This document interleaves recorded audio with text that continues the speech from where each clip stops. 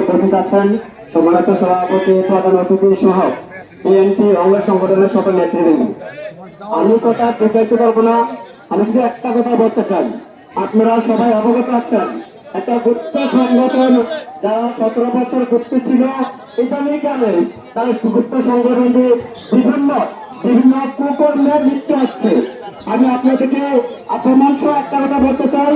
আপনারা লক্ষ্য করেছেন, আজকে একটা নিউজ বের হয়েছে যেখানে জামাতের এক প্রার্থীর ব্যবসা মারার যে নকশা তৈরি করার জন্য তা পায়তারা করছে, সেখানে বাংলাদেশ প্রশাসন সেটাকে হাতে হাতে ধরেছে, সেনাবাহিনী ধরে তাদেরকে জব্দ করেছে, বিভিন্ন ব্ল্যাক পেপার সহ যারা যন্ত্রপাতিগুলো জব্দ করেছে এবং যার মাধ্যমে কাজগুলো করা হচ্ছিল তাকে বর্তমানে ভারতে প্রেরণ করা হয়েছে।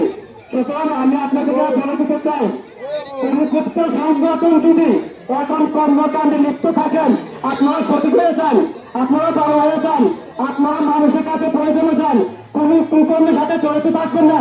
তাদের বাংলাদেশ জাতীয়তাবাদী দল আপনাদেরকে ছাড় দেবে না, কিন্তু আমাদের এই বাংলা আসন থেকে আপনাদেরকে ফিরতি পরিমাণ ছাড় দেবে না। কুকর্ম থাকে লিপ্ত থাকলে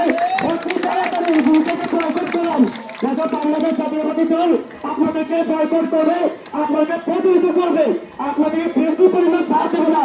এই বলে আমি আমার সংক্ষিপ্ত বক্তব্য এখানে শেষ করছি। আসসালামু আলাইকুম। এই পর্যায়ে বক্তব্য নিয়ে আসছেন